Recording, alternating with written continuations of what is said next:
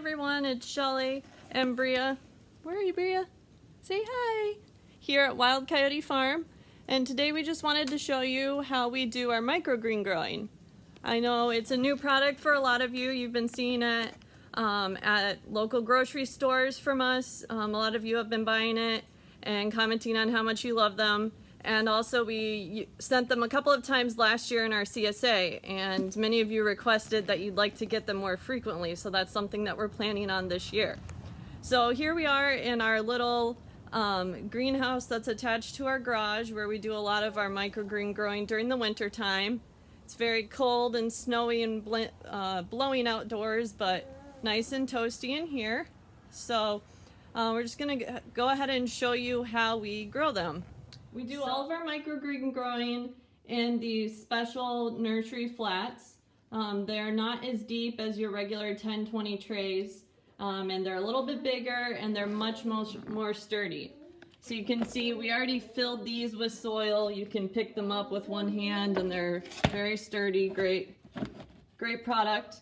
So we fill them with really high quality certified organic soil that we get delivered in big totes. And the soil we only use once for the microgreens. We cannot reuse it, but we do compost it and use it for other things on the farm when we're done. So we've already filled these trays with soil. You can see they stack really nicely.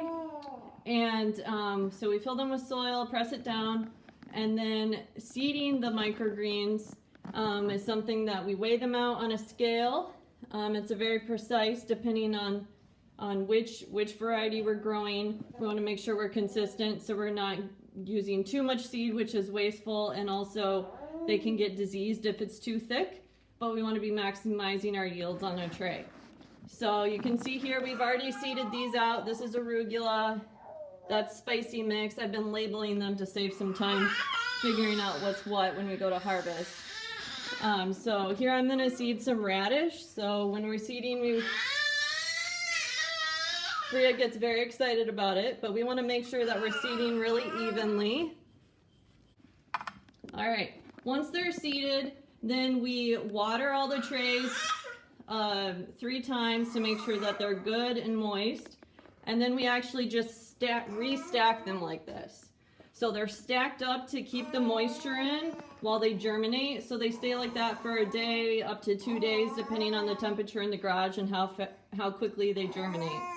And then as soon as they germinate, if you're too late, then they'd be ruined. But you have to unstack them in time, and then we put them out to grow.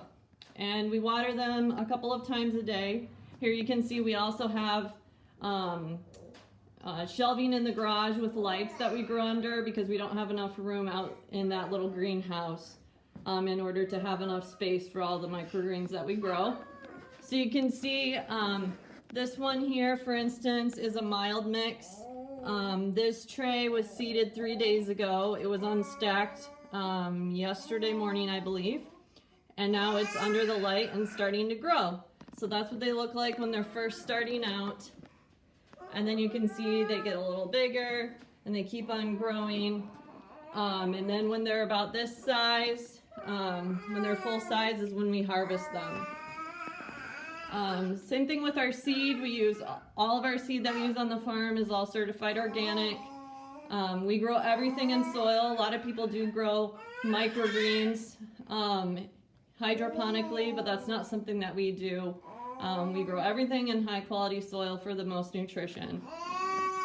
I'm sure you guys have seen, there's some articles that have come out that they've tested in microgreens. They found that the nutritional value in them is actually much higher than if you were to eat the mature plant. So you're actually eating the entire baby plant. So when we go to harvest them, we use our same baby greens harvester, but on a stand on a table.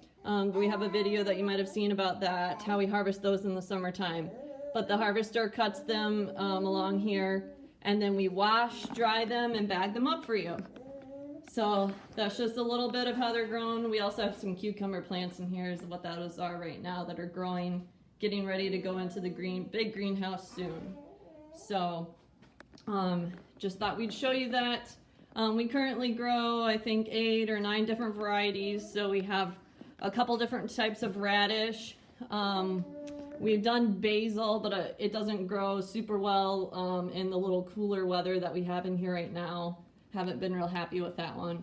This is sunflower, real mild, crunchy, kind of sunflower nutty flavor.